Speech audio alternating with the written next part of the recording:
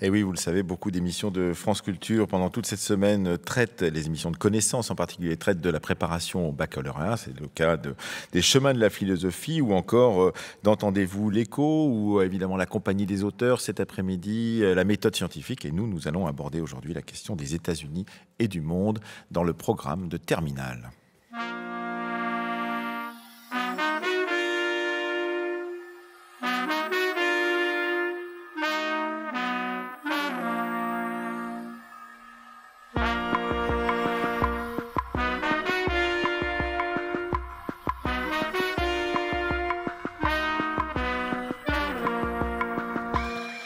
Deuxième temps de notre série d'émissions sur la préparation du baccalauréat en histoire en partenariat avec le Monde Campus et le site Rétro News de la Bibliothèque nationale de France ainsi que le soutien de l'Association des professeurs d'histoire-géographie et des clionautes. Aujourd'hui, le chapitre « Les États-Unis et le monde ».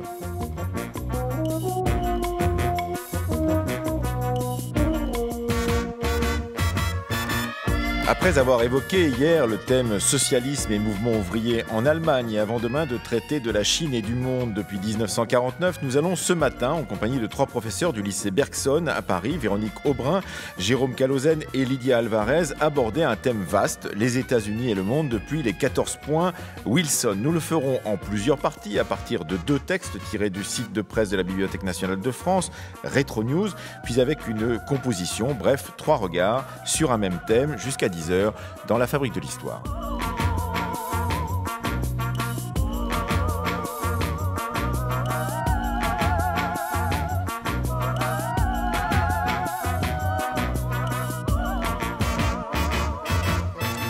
Et bonjour à vous, bonjour Lydia Alvarez. Bonjour. Bonjour à vous, Jérôme, merci d'être avec nous. Bonjour. Et bonjour à vous, Véronique Aubrin. Bonjour. Donc un thème comme les États-Unis et le monde, c'est un thème délicat, difficile à aborder, ou c'est un thème avec lequel les lycéens sont d'une certaine façon de plein pied par leur propre culture, leur propre connaissance. Je ne sais pas, Lydia Alvarez. Oui, c'est un des thèmes peut-être qui est qui les intéresse beaucoup, en tout cas, sur lesquels ils ont déjà pas mal de connaissances depuis le collège et puis notamment aussi depuis la première. Donc c'est peut-être un des thèmes qui est le plus intéressant à traiter, qui les intéresse le plus. Tous les thèmes sont intéressants, mais voilà. Jérôme Calozen. Puis c'est un thème qui est récurrent dans l'actualité, notamment depuis les élections de l'an dernier. Oui, donc vous êtes professeur Véronique Aubrin en ES. C'est un thème aussi qui a des échos justement dans le particulier. Oui, c'est un thème porteur parce que de toute façon, ils ont aussi des idées sur les États-Unis à travers justement toute la soft culture que l'on traite abondamment durant ce cours, à travers donc tout ce qui va être les médias et tout ce qui va être la nourriture aussi, puisque finalement McDo reste encore... je ne sais pas s'il faut citer des marques. C'est trop tard maintenant, de toute façon, on ne va pas couper. Alors, qu'est-ce qu'il y a d'autre? Je ne sais pas. Wendy's, il faut que j'en trouve un troisième, c'est ça? Burger King, allez-y. Burger King, voilà, c'est ça. Donc, et c'est vrai qu'ils ont aussi des a priori. Et c'est pas toujours évident non plus de les recadrer sur un certain nombre de choses. Ils ont des idées reçues et c'est à nous d'éviter, de casser quelques stéréotypes parfois aussi. Alors, par exemple, cette question que nous allons aborder aujourd'hui, les États-Unis et le monde, nous la prenons à partir des articles de presse de Rétro News, plutôt autour de ce qu'on appelle le soft power américain. Cette question appartient-elle à la question de cours, pourrait-on dire, Véronique Aubrin, c'est-à-dire est-ce que la question de la musique, du cinéma, de l'exportation de la culture américaine dans l'ensemble du monde fait partie de la proposition, pourrait-on dire, qu'on peut faire aux élèves qui préparent le baccalauréat? Alors oui, mais de façon quand même relativement périphérique, si vous voulez. On peut l'aborder par ce biais-là. On pourrait rentrer dedans par ce biais-là. Simplement, si vous voulez, ce serait un peu anecdotique.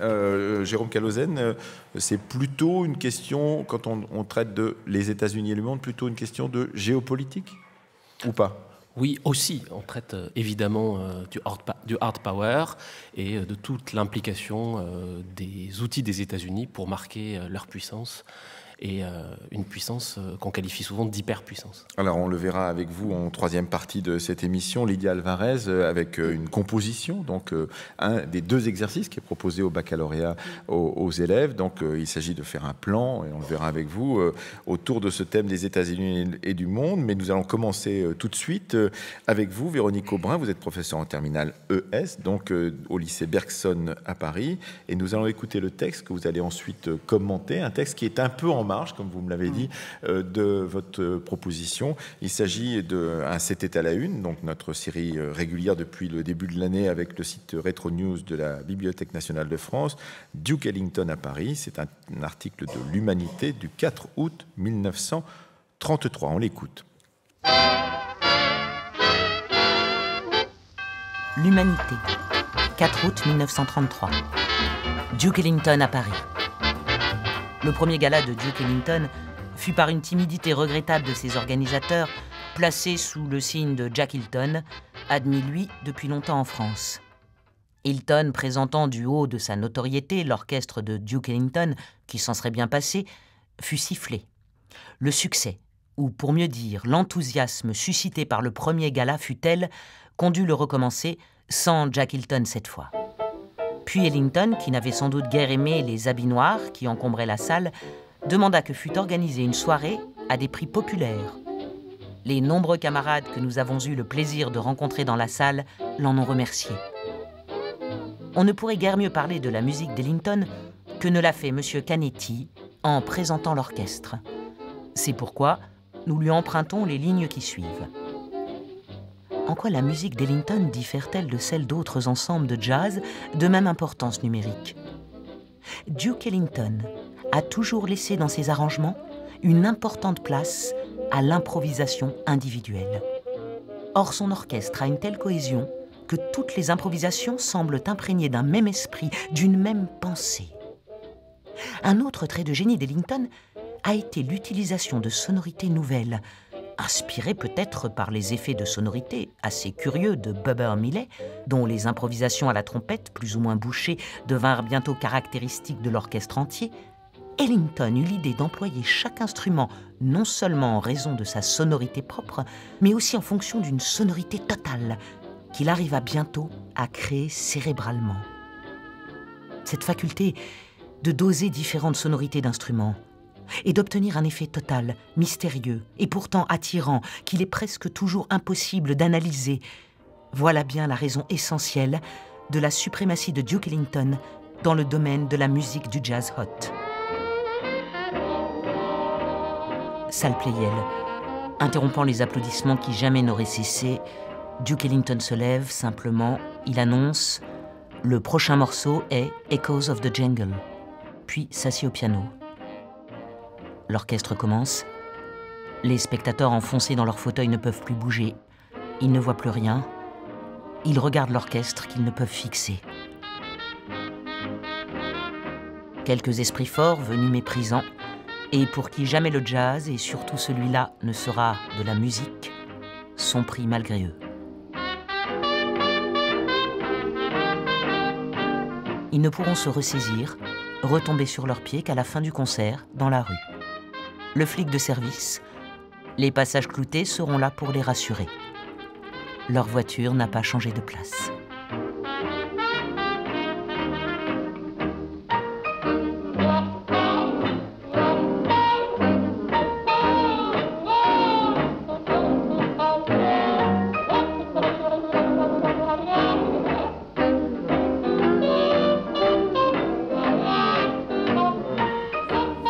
Voilà donc pour ce texte tiré du site Retro News de la Bibliothèque nationale de France, Duke Ellington à Paris, l'Humanité, 4 août 1933, lu par Hélène Losser. Alors un commentaire, Véronique Aubrin, d'un texte comme celui-ci, dont on a bien dit effectivement qu'il avait peu de chances de tomber au baccalauréat, mais qui néanmoins traite de cette question du rapport de la France aux États-Unis, donc par l'intermédiaire d'un de ses plus grands musiciens, Duke Ellington.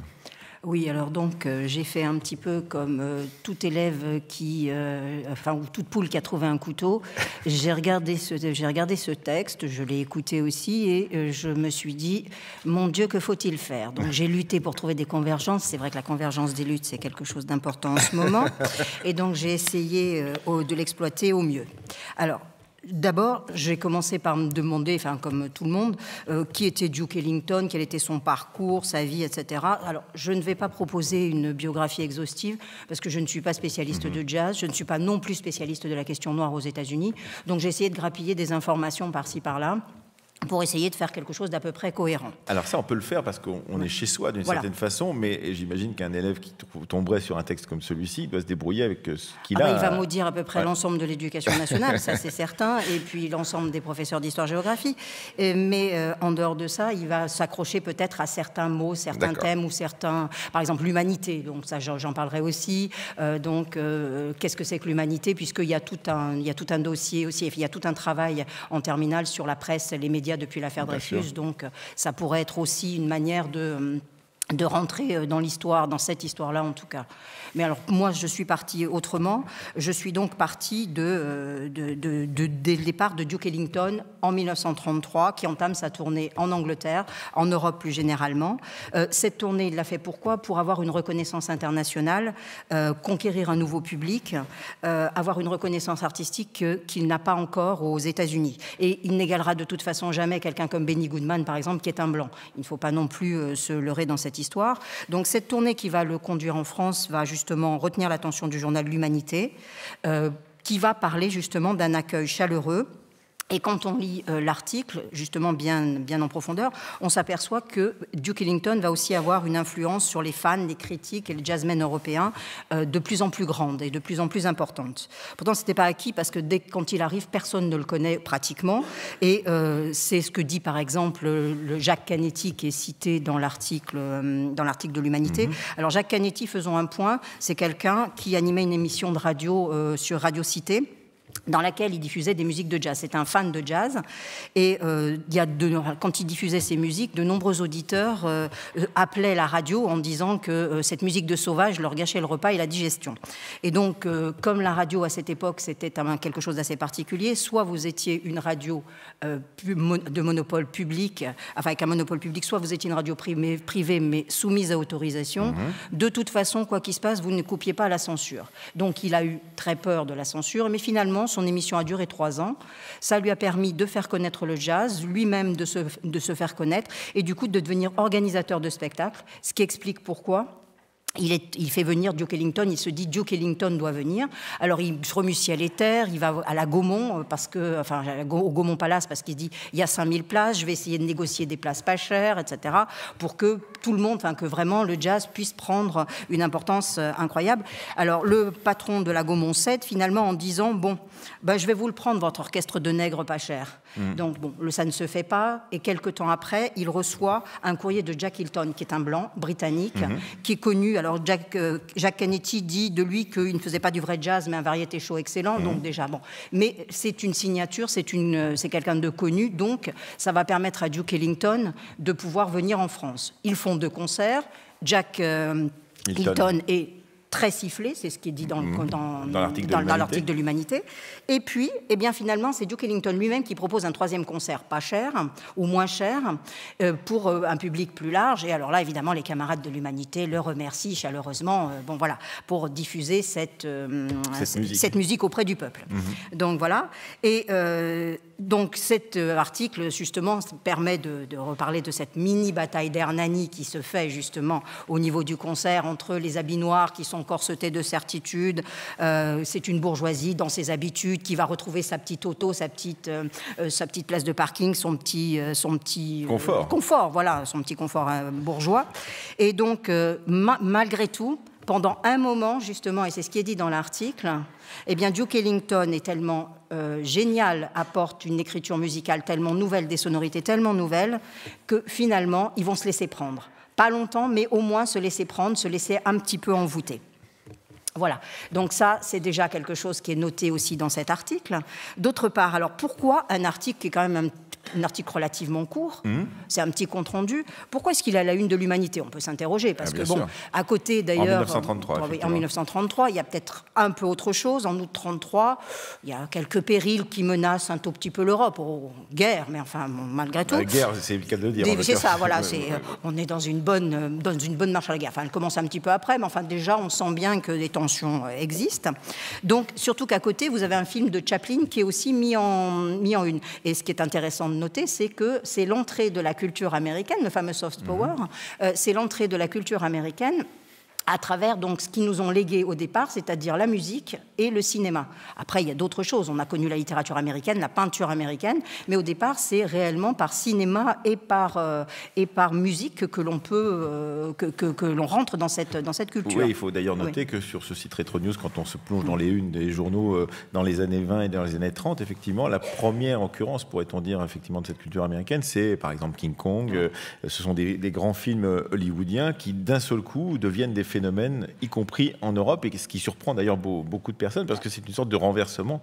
Après que la France et l'Europe aient proposé des films qui se sont exportés aux États-Unis, c'est le renversement et c'est le retour de ces films américains sur le territoire européen. Absolument, et c'est aussi l'entrée justement de cette musique quelque part de jazz. Bon, j'anticipe un peu, je casse un petit peu mon commentaire, mais pourquoi pas. Cette musique qui justement va avoir une influence à travers les comédies musicales. Quand on prend par exemple toutes les comédies musicales des années 30 qui vont avoir un succès absolument fabuleux en France, je pense à Fred Astaire par exemple. Fred Astaire s'était inspiré d'un mouvement alors qui était un peu passé de mode à ce moment-là, qui s'appelait les minstrels, qui était c'était une musique, une animation faite par des Noirs depuis 1810 à peu près. Et lui, on le dit d'ailleurs de lui qu'il ne danse pas comme un blanc, mais comme un noir. C'est-à-dire qu'il s'inspire réellement de cette culture, il le reconnaît réellement de ce point de vue-là. Donc là aussi, il y a une inspiration, il y a une espèce enfin, on va connaître cette musique de toute façon. Parce que si on regarde bien aussi, vous avez Maurice Chevalier qui va travailler avec Duke Ellington. Vous avez d'autres artistes, Igor Stravinsky par exemple, qui va s'en inspirer pour sa propre musique. Vous allez avoir Charles Trenet aussi, qui ensuite va prendre cette musique. Donc il y a véritablement une pénétration. Et même d'ailleurs dans certains bals musettes, vous allez avoir cette musique qui va être transformée un petit peu. Mais donc les Français vont danser aussi sur ce genre de musique. Donc il y a véritablement le soft power commence son offensive, on va dire. Donc, voilà, son travail. Si on revient donc à ce texte de l'Humanité, qu'est-ce que vous pouvez nous en dire d'autre, Véronique Aubrin? Alors, donc, j'aimerais bien quand même revenir sur autre chose. Donc, sur le fait que l'Humanité, sur le journal L'Humanité, qui est dirigé par Marcel Cachin jusqu'à sa mort, donc de 18 à, je ne sais plus, enfin, Marcel Cachin était pratiquement immortel. Enfin bon, il est resté très très longtemps, comme quoi finalement l'avant-garde du prolétariat, ça conserve. Pardon, donc... je disais donc, excusez-moi. Donc, je disais que l'Humanité est un journal de l'avant-garde et un journal de toutes les avant-gardes, avec des plumes célèbres qui sont justement intervenues dans ce journal pour défendre cela. Et donc, ça rentrait aussi en résonance avec la lutte de l'Humanité contre le colonialisme. Il ne faut pas oublier qu'en 1931, soit 2 ans avant, il y a une contre-manifestation qui a été organisée par rapport, en référence à l'exposition coloniale de 31. Alors, certes, il n'y a pas eu grand monde, mais enfin, cette exposition a eu au moins le mérite d'exister. Oui, c'était donc, on en a d'ailleurs fait un Retro News, c'était à la une il y a quelques temps, effectivement, de cette contre-manifestation qui se voulait donc une réponse à l'exposition coloniale. Absolument. Et c'était l'Humanité qui l'avait organisée. Voilà. Et puis, c'est aussi une lutte contre le racisme et la ségrégation. Et du coup, quoi de plus naturel qu'un journal d'opposition présente une musique d'opposition. Mais pourtant, et j'aimerais bien revenir là-dessus aussi, c'est pas la première fois justement qu'une formation de jazz se produit en France, puisqu'en 1918, le 12 février 1918, il y a un premier concert qui est donné par 40 musiciens noirs qui ont combattu. Ils s'appelaient les Harlem Hellfighters. Ils ont été dirigés par un musicien de renom qu'on appelait le roi du jazz, qui était le lieutenant James Reese Europe, qui a été célébré très récemment, effectivement. Et à Nantes en plus. Donc c'est justement c'est là-dessus que j'aimerais insister, parce que ce qui est quand même assez paradoxal et assez goulayant, on va dire, c'est que ce soit à Nantes que ce soit passé, quand on connaît le passé de Nantes et le passé colonial de Nantes. De Port-Négrier, dont on parlait la semaine dernière dans la Fabrique de l'Histoire. Donc voilà, c'est pour ça que c'est quand même intéressant. Il y a quand même des chocs de l'histoire qui sont intéressants. Et surtout, au moment justement de la commémoration de ce centenaire, il y a relativement peu de temps, donc en février dernier, il y a la petite fille du lieutenant Europe qui est venue et qui a dit la chose suivante. Je cite parce que je trouve que la phrase est belle. Aux USA, au moment où ils jouaient de la musique, les Afro-Américains n'avaient pas les mêmes droits que les Blancs. Et ici, ce n'était pas un problème. La France l'a considéré comme un musicien, comme un homme. Elle a reconnu son talent sans regarder sa couleur de peau. Et donc là, c'est véritablement quelque chose qui rentre en résonance avec ça et qui explique peut-être aussi pourquoi l'humanité a pris donc ce tournant. C'est vrai aussi qu'il ne faut pas le négliger non plus. Il y a ce qu'on appelle, entre guillemets, une négrophilie à cette époque, puisque vous avez, par exemple, en 1921, le prix Goncourt qui est attribué à René Maran pour un roman qui s'appelle Batouala, véritable roman nègre.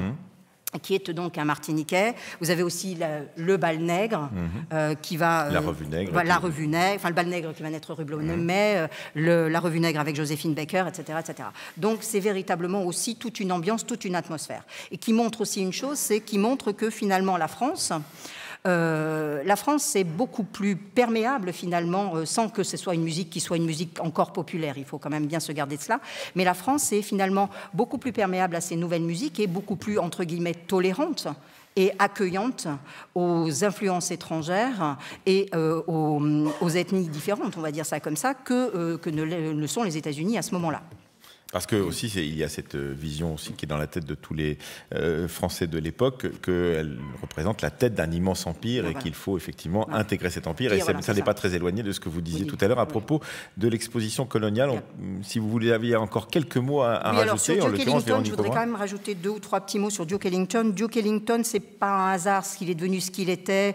Son surnom du Duke, c'est un surnom qui lui a été donné par ses camarades de classe parce que c'est quelqu'un qui avait de bonnes manières, qui se tenait bien, et ça, il le devait à sa mère. Et ce que je voulais surtout dire, c'est que Duke Ellington est né à Washington, D.C., ça n'est pas neutre. Ses 2 parents étaient pianistes et son père était très intégré à la bourgeoisie, ce qui lui a permis aussi de pouvoir se produire assez rapidement aux États-Unis, un petit peu partout, et notamment dans justement cette haute société à la fois washingtonienne mais aussi américaine. Et ce n'est pas un hasard. Ce n'est pas le jeune homme pauvre qu'est Louis Armstrong qui est né par exemple à la Nouvelle-Orléans. Lui, c'est autre chose. C'est quand même un milieu qui lui permettra ensuite, quelque part, de pouvoir faire exploser toutes les barrières hiérarchiques.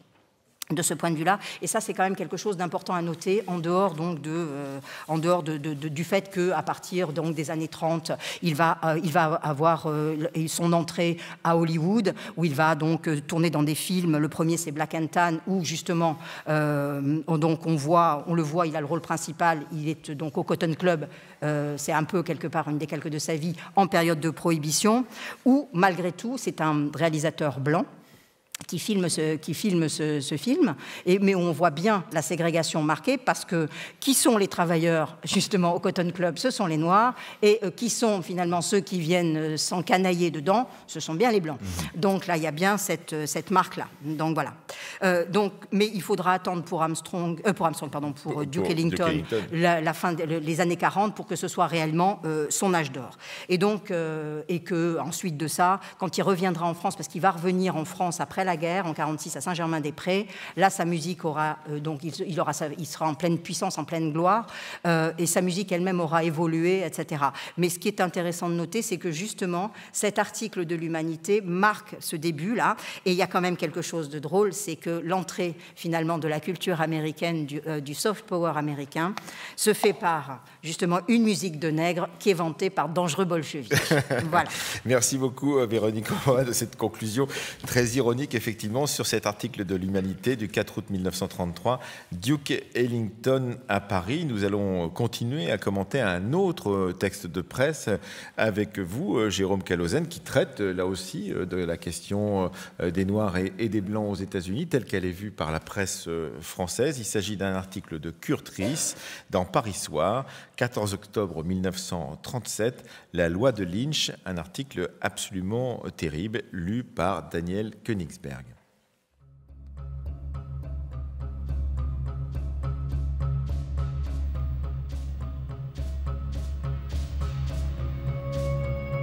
Paris Soir, 14 octobre 1937. La loi de Lynch. En 55 ans, 4674 nègres ont été brûlés. Sur ce nombre, plus de 500 étaient sûrement innocents. Plus de 3000, même coupables, n'auraient pas été condamnés à mort. de notre envoyé spécial Kurt Riess. Hazard, Perry County. Rex Scott, nègre, accusé d'avoir frappé un blanc, arraché à la police, pendu et fusillé. Lambert, Bolivar County. Joey Love et Isaac Thomas, nègre, accusés d'une tentative de viol, arrachés à la police et pendus. Pelahatchie, Rankin County. Henry Bedford, nègre, flagellé à mort pour avoir parlé irrespectueusement à un blanc. Des exemples comme ça, me dit M. Taguerre. Vous en trouverez des milliers. M. Taguerre est dentiste à Birmingham. C'est un nègre intelligent et cultivé qui souffre dans sa chair toutes les souffrances de sa race. Je suis venu dans son bureau pour parcourir la documentation qu'il a accumulée sur les cas de lynchage. Et je me replonge dans ces dossiers, où ce ne sont que comptes rendus effroyables, cruautés, atrocités, crimes anonymes. En bas dans la rue, j'entends des enfants s'amuser et chanter « J'ai des ailes, tu as des ailes, tous les enfants de Dieu ont des ailes. » Sous mes yeux, les méfaits se succèdent. Ça devient monotone à force d'être toujours abominable.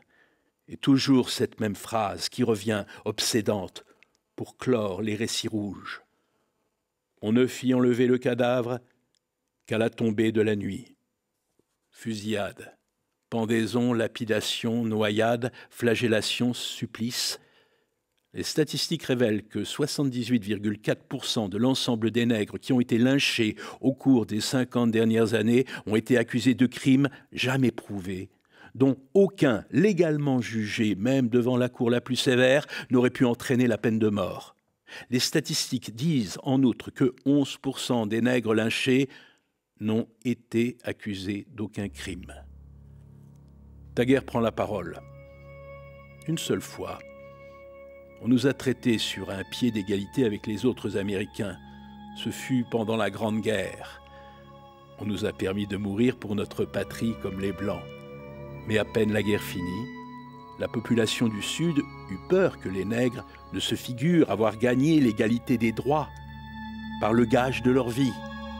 Les activités du Ku Klux Klan reprirent de plus belle.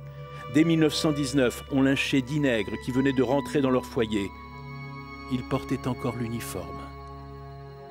En 55 ans, 4674 nègres, proie de la foule en furie, ont subi l'atroce loi de Lynch.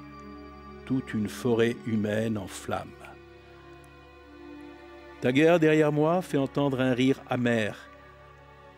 Vous venez d'avoir la preuve de l'incroyable sauvagerie des soi-disant civilisés. Quand je sors le matin, je ne sais jamais si je reviendrai le soir.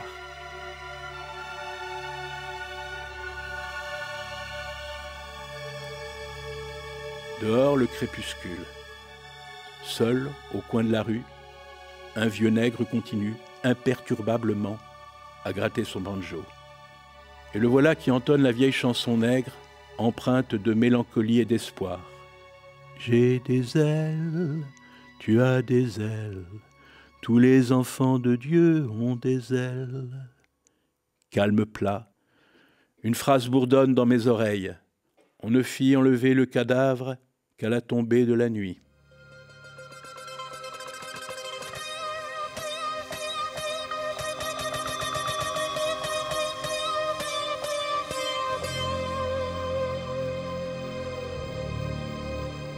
Voilà un extrait d'un très long article pour Paris Soir du 14 octobre 1937, signé Kurt Riess, la loi de Lynch ou la loi de Lynch, lu par Daniel Königsberg. Il faut dire que ce texte, nous l'avons déjà diffusé, c'était en mars dernier sur France Culture, dans notre émission, le vendredi, dans la séquence C'était à la une, et que j'avais envie tout simplement de le réentendre. Je me suis dit, tout compte fait, pour ce thème, les États-Unis et le monde, ça pourrait marcher. Ça n'est pas comme le premier texte que nous avons entendu sur Duke Ellington, tout à fait dans la ligne, pourrait-on dire, de ce programme, en l'occurrence Jérôme Calozène, mais on peut en tirer quelque chose d'un texte sur la ségrégation raciale dans le sud des États-Unis.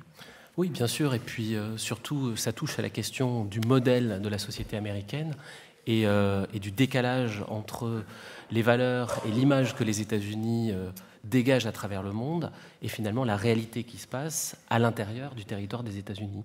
Et donc à ce titre-là, je trouve que ce texte peut être assez facilement comparé au premier, qui était brillamment présenté par ma collègue.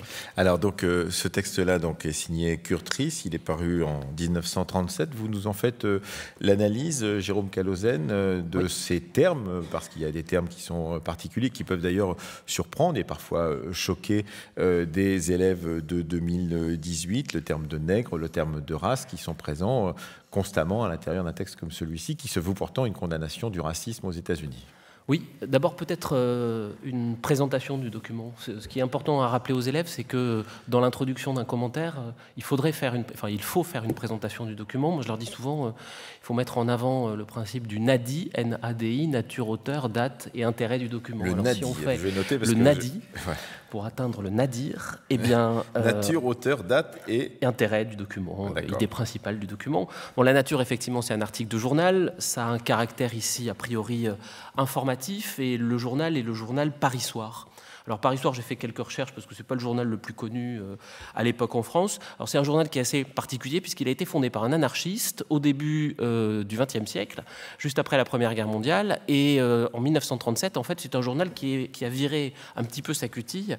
C'est un journal de droite globalement, à tel point qu'il a continué à paraître pendant l'occupation et qu'il a été interdit à la Libération pour cela. Ce n'est pas un journal qui est très très important, on peut plus le considérer comme une feuille que comme un véritable journal, mais dans une période où on est sous le Front populaire en 1937, c'est quand même assez important de situer, de contextualiser. Mais l'auteur, lui, n'est pas véritablement de droite, d'après ce que j'ai cru comprendre. Alors l'auteur n'est pas véritablement de droite, ce qui montre que ce journal était, à mon avis, catch-all en termes de ces journalistes. Kurt Riess, effectivement, c'est un envoyé spécial aux États-Unis et il titre son article « La loi de Lynch ». Alors la loi de Lynch, il faudrait peut-être revenir à cette histoire. Lynch, c'est le nom de ce qu'on aurait pu appeler un patriote américain, un juge de paix qui était actif principalement pendant la guerre entre les États-Unis et le Royaume-Uni. Il est devenu par la suite sénateur. Et en fait, Lynch, il a essayé de réformer un petit peu la justice de son pays en punissant assez sévèrement, à la suite de procès relativement expéditifs, tous ceux qui étaient trop parmi les Américains en faveur du Royaume-Uni. Et globalement, vers 1837, l'expression la loi de Lynch est devenue lynchage pour désigner ce qu'on connaît, c'est-à-dire des exécutions sommaires commises par des groupes de personnes, par la foule, sans véritable procès régulier et sans laisser à la victime la possibilité de se défendre, en fait. Deux mots peut-être sur la date. On est le 14 octobre 1937, donc sous le Front populaire en termes politiques. Le président du Conseil est Léon Blum, le président de la République est Albert Lebrun, et à l'époque, c'est la crise économique aussi en France, qui vient des États-Unis, ce qui pourrait aussi peut-être expliquer en partie cette sorte d'anti-américanisme qui était déjà présent en France, et qui ressurgit à l'époque de la crise économique. Et l'idée principale, bon, la lecture du texte l'a bien montré, il s'agit d'une critique des États-Unis sous l'argument que près de 5000 Afro-Américains qualifiés de nègres, et je vais y revenir dessus après, ont été lynchés, voire brûlés dans ce pays en 55 ans, soit à peu près depuis 1882. Alors, 1882 ou les années 1880 sont des années importantes dans l'histoire des États-Unis parce que, après l'abolition de l'esclavage en 1865, dans les années 1880, on a la mise en place, notamment dans les États du Sud, de ce qu'on appelle les lois de Jim Crow, qui en fait remettent en cause l'esclavage, ou en tout cas mettent en place des lois de ségrégation. Et cet article est assez intéressant puisqu'il a un ton qui est à la fois un petit peu lyrique et ironique, en commençant par la description factuelle de lynchage. Oui, de nombre de morts qui sont les conséquences justement de cette ségrégation raciale dans le sud des États-Unis. Oui. Et donc, le commentaire de ce texte pourrait s'organiser, à mon avis, autour de deux axes, qui seraient l'étude d'abord de l'intérêt du document, c'est-à-dire de démontrer que le modèle de la société américaine est une société inégalitaire, raciste et violente, contrairement à l'image qu'elle peut donner à l'extérieur. Et ensuite, dans une deuxième partie, cette critique du modèle américain et globalement les limites du texte. Alors, D'abord, dans une sorte de première partie, on pourrait dire que ce texte marque véritablement la description des violences qui ont été faites aux Noirs. On a, j'y reviens pas, la description de violences importantes avec des hommes qui sont brûlés vifs, des hommes qui sont sortis de prison de force et qui sont ensuite lynchés par la foule. On voit également dans ce texte que les motifs qui sont mis en avant sont jugés peu valables et surtout les violences qui sont faites aux populations afro-américaines ne sont pas proportionnelles aux infractions qui leur sont reprochées vis-à-vis de la loi. On a également la description d'exécutions qui n'auraient pas été approuvées, dit-on, par la justice. Avoir parlé irrespectueusement à un blanc, avoir demandé un emploi dans un restaurant, avoir simplement de la sympathie ou témoigner de la sympathie vis-à-vis, dit le texte, d'un nègre lynché. Et ce qui est assez surprenant aussi dans ce texte, c'est que ce texte se veut assez rationnel dans la mesure où il cite des chiffres. Sauf que les chiffres, on ne sait pas exactement d'où ils proviennent. Alors peut-être des archives du dentiste noir Taggart, qui rassemble des documents sur le lynchage. Cela dit, l'article ne le met pas véritablement en avant. On voit également qu'on se situe dans un contexte d'une Amérique raciste, surtout au Sud.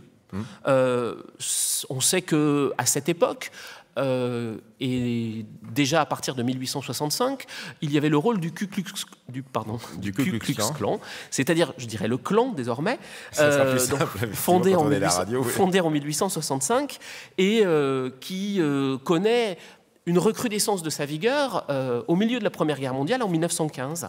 On sait par exemple que vers le milieu des années 20, il y a à peu près 5 millions de membres à l'intérieur du Ku Klux Klan et que ces 5 millions de membres manifestent assez régulièrement avec de temps en temps des connivences avec la présidence des États-Unis et notamment aussi le président Wilson. Il ne faut pas oublier que c'était les démocrates qui, au XIXe siècle, étaient présents dans le Sud et qui étaient globalement esclavagistes. Ce qu'on peut dire également sur le clan, et qui a une influence, qui est citée dans le texte, mais qui a une influence importante aux États-Unis à cette époque, c'est que le clan a été officiellement interdit en 1928, il a été affaibli économiquement par la crise de 1929, mais les idées sont toujours extrêmement présentes.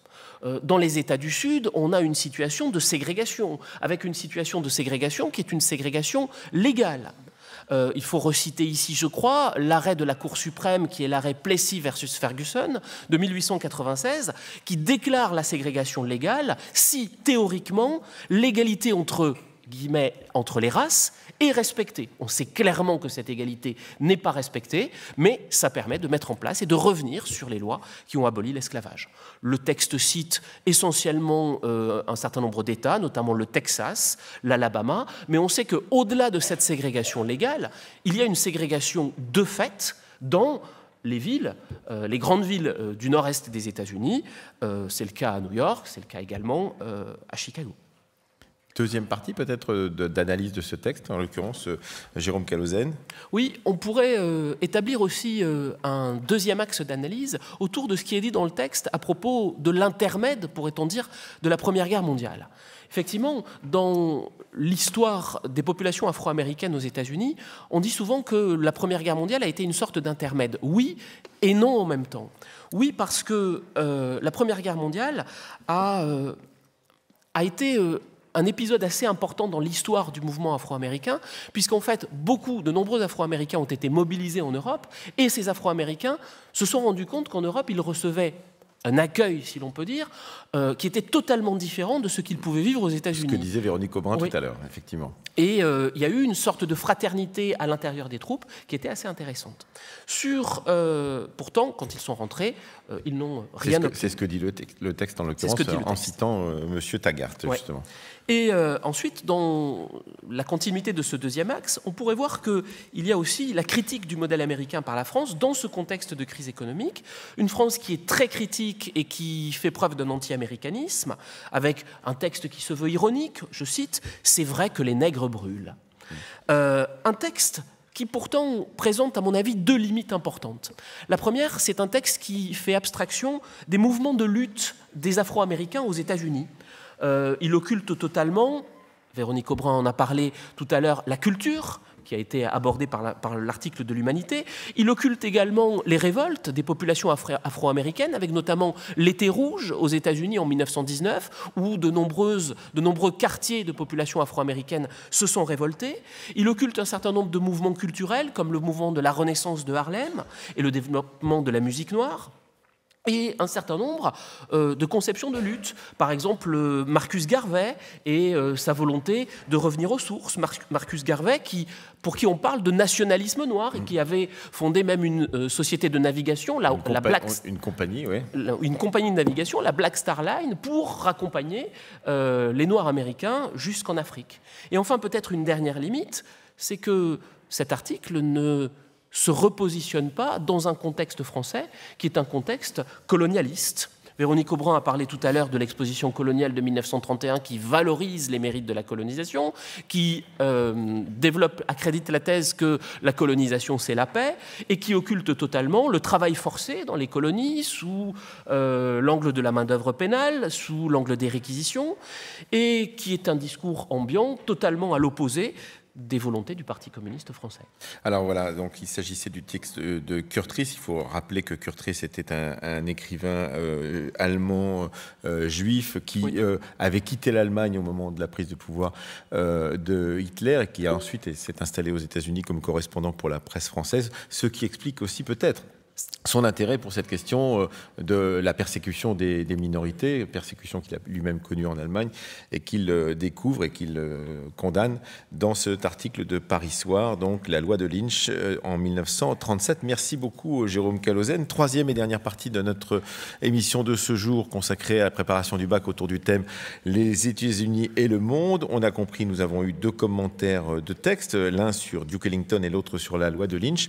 Et vous êtes avec nous, Lydia Alvarez. Vous êtes aussi professeur donc en terminale ES, cette fois-ci au lycée Bergson à Paris, pour nous donner un plan de composition autour de ce thème, les États-Unis et le monde. Ça n'est pas un commentaire de texte, mais la composition en l'occurrence. Oui, alors une composition qui porte sur une période longue, puisqu'il s'agit des États-Unis et le monde depuis les 14 points du président Wilson. Donc je dis toujours à mes élèves en introduction, il faut quand même revenir sur cette délimitation chronologique d'une période qui dure un siècle. Un siècle qui voit la construction de la puissance américaine, peut-être revenir en introduction sur une définition de cette notion de puissance.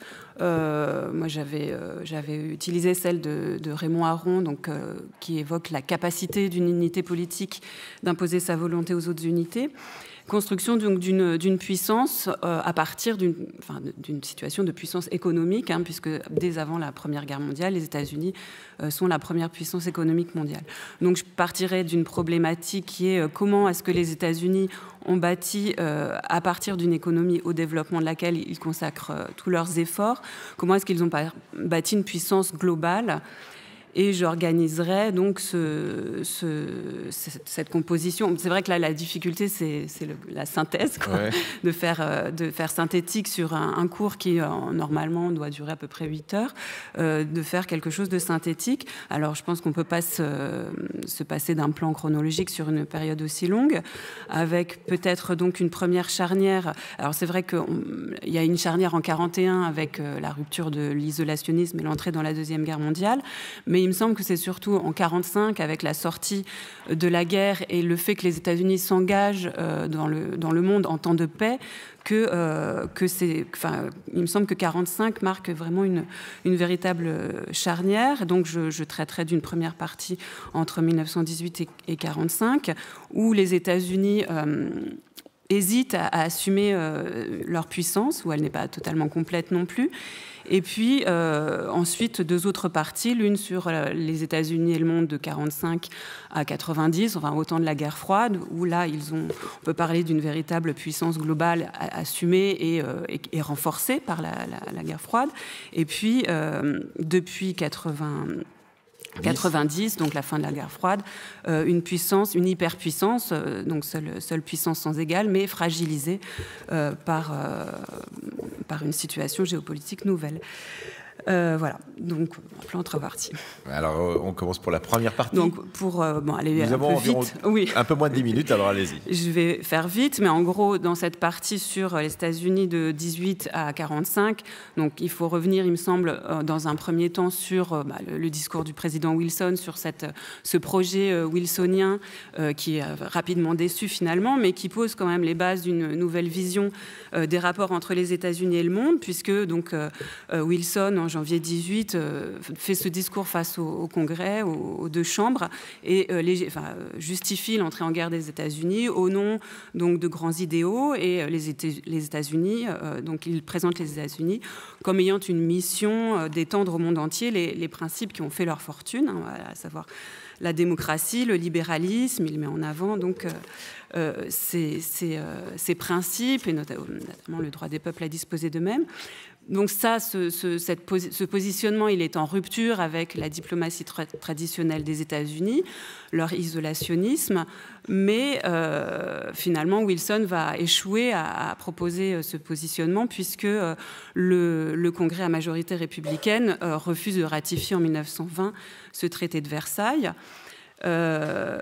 Donc un deuxième point sur ce retour à l'isolationnisme dans les années 20 et 30, qui reste cependant un isolationnisme relatif, puisque les États-Unis sont devenus la première puissance financière mondiale pendant la Première Guerre mondiale.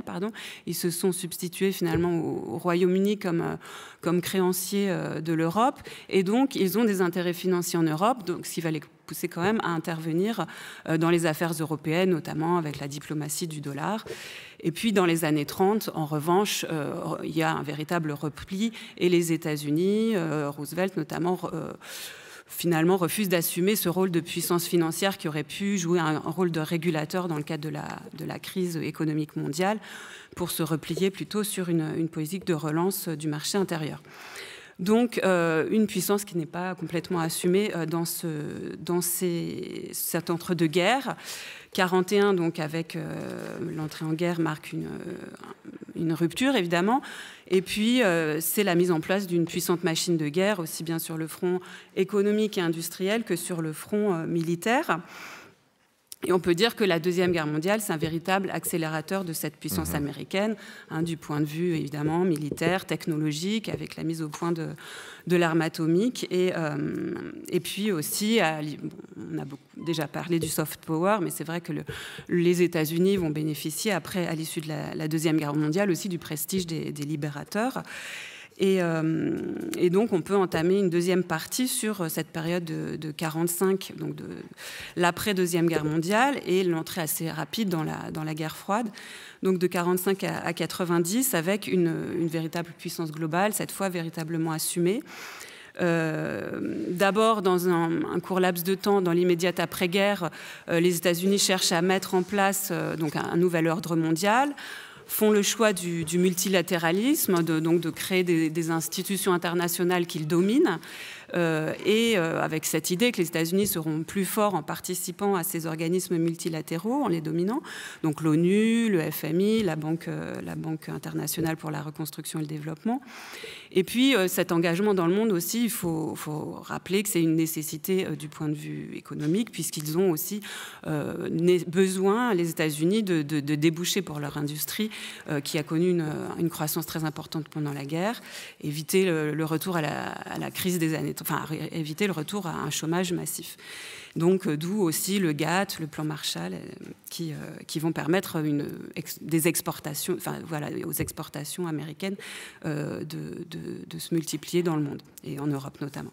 Et puis après, je pense qu'il faut aussi éviter peut-être le risque de l'exhaustivité, de lister tous les événements qui sont très nombreux dans cette période, et peut-être revenir sur les facettes de la puissance américaine au temps de la guerre froide, le hard power, le soft power, la mise en place au cours de la guerre froide d'une puissance militaire et technologique, les pactes bilatéraux les pactes militaires, l'OTAN, les interventions militaires de la guerre de Corée à la guerre du Vietnam, le développement aussi de la CIA, des services secrets, les interventions diverses de la CIA en Amérique latine notamment. Et puis la course aux armements, la course à l'espace. Et puis aussi le software. Bon, j'y reviens pas parce qu'on en a déjà évoqué, mais c'est vrai que c'est aussi quelque chose qui se développe énormément avec tout simplement, on peut prendre un exemple, l'exemple d'Hollywood. Hollywood, bien sûr, évidemment. On a sur certains des manuels, on a Marilyn Monroe chantant devant les soldats américains en couverture. Effectivement, ça fait partie de ce soft power. Troisième partie, peut-être. Et puis dernière partie, conclure avec vous, Lydia Alvarez, sur ces États-Unis et le monde. Disons que depuis de 90 à nos jours, on a une hyperpuissance fragilisée. Donc avec ce terme d'hyperpuissance qui est amené par Hubert Védrine dans les années 90, qui marque donc une puissance absolue, une suprématie absolue dans tous les domaines, mais avec donc de nouvelles formes aussi de puissance liées aux innovations technologiques, un soft power qui persiste et qui prend de nouvelles formes avec l'Internet, les GAFA, et puis aussi la cyberpuissance qui devient un enjeu important, mais une puissance fragilisée dans le contexte depuis 2001 avec donc un nouvel ennemi d'une nouvelle forme, les organisations terroristes, et puis depuis 2001, des hésitations entre unilatéralisme et multilatéralisme, selon qu'on a eu des gouvernements donc républicains avec l'intervention unilatérale en 2003 en Irak, puis avec Obama le retour à un certain multilatéralisme, et dernièrement avec Trump, donc là où il revient sur un slogan isolationniste, déjà dans sa campagne, America First, c'était le slogan en 1920. Et donc la rupture claire avec l'isolationnisme. Et donc on imagine qu'il faut une ouverture à la fin d'une copie comme celle-ci, et donc cette ouverture peut se faire autour du cas de Donald Trump et de la présence par exemple, la remise en cause de l'accord sur le nucléaire iranien, et puis les menaces de sanctions secondaires à l'ensemble des entreprises du monde entier. C'est quand même une manifestation assez claire de cette notion de puissance. Ça veut donc dire effectivement qu'il faut se tenir au courant de l'actualité lorsqu'on est ça me semble. Voilà, non mais ça vous paraît évident, mais ça n'est pas évident pour tout le monde. Il faut se tenir au courant de l'actualité. Il faut donc être à l'écoute de l'actualité dans les quelques semaines ou les quelques mois qui précèdent l'examen du baccalauréat pour pouvoir nourrir sa copie, en particulier sa conclusion. Merci à vous, Lydia Alvarez, pour cette composition sur le thème des États-Unis et du monde. Merci à vous, Jérôme Calozène, pour le commentaire sur le texte de Curtris sur la loi de Lynch, et à vous, Véronique Aubrin, pour le premier texte que nous avons écouté ce matin, donc Duke Ellington à Paris, à l'Humanité. Vous êtes tous les trois professeurs, soit en terminale ES, soit en terminale L, au lycée Bergson, dans le 19e arrondissement de Paris. Merci d'être venus pour pouvoir présenter ce travail, donc dans le cadre de notre série d'émissions consacrée à la préparation du baccalauréat. Et merci à vos élèves qui n'ont pas pu poser de questions parce que nous avons été trop longs, et on s'en excuse, mais ils vont se rattraper puisque nous enregistrons l'émission de demain et d'après-demain. Tout de suite après, ils vont se rattraper sur les émissions suivantes.